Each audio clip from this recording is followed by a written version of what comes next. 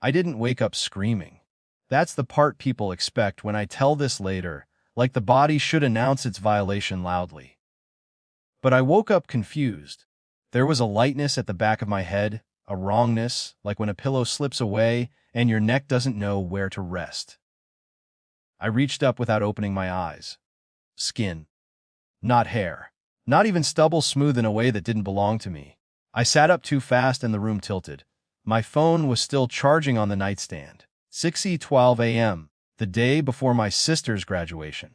I remember thinking, absurdly, Sai must be sick. Like this was a symptom, not an act. The mirror confirmed what my hands already knew. My scalp was bare, uneven in places where the clippers must have snagged. A few long strands lay on the dresser, as if to prove this had once been deliberate, intentional. I stood there for a long time, waiting for the feeling to arrive. Shock. Anger.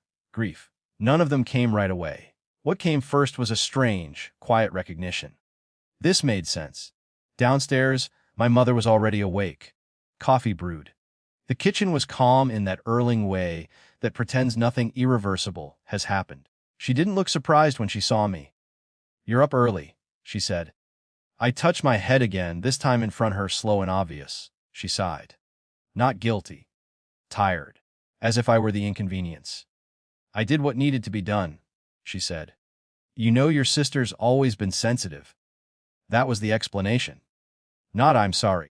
Not "I panicked." A justification fully formed. "You would have drawn attention," she continued. "It's her day, I was protecting her." I asked how she'd gotten into my room. "You never lock your door," she said. "And you sleep deeply." She said it like a compliment.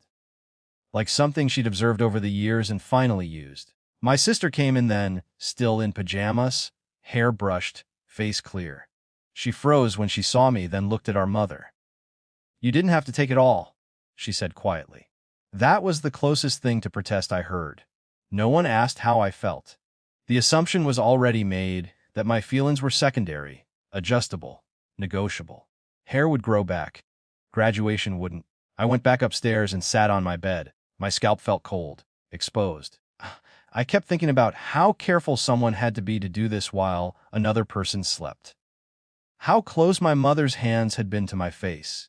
How easily trust turns into access. There was a time years ago when she'd brushed my hair every night.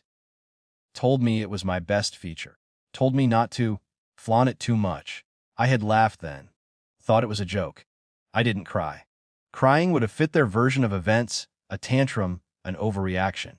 Instead, I took photos. Close-ups, the mirror, the clippers in the trash can downstairs. I found the receipt still in the bag. Purchased 2 days earlier. Planning, not impulse. By mid-morning, texts started coming in. "Aunts, family, friends, your sister's so excited. Can't wait for tomorrow." No one asked why I wasn't answering calls. My mother knocked once before opening my door. "You're still coming tomorrow," she said. "Don't make this bigger than it is." That sentence settled something in me. Not anger, clarity. I told her I needed to make a call. She rolled her eyes. "To who?" "To someone who keeps records," I said. The woman on the phone didn't react the way my family had. She asked questions. Specific ones. Did I consent? Was I asleep? Were there witnesses? Was this a minor? Her tone didn't rise or soften. It didn't need to. By afternoon, there was a knock at the door. Not police. A social services investigator. Neutral clothes. Neutral voice. Authority that doesn't announce itself with force, just inevitability. My mother's confidence evaporated in real time. "She's exaggerating," she said. "It was a haircut." The investigator looked at me. "Did you agree to it? Were you awake?" "No."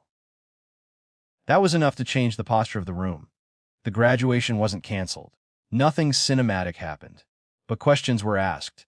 Statements taken. The word "das assault" entered the conversation, not shouted, just placed carefully where it belonged.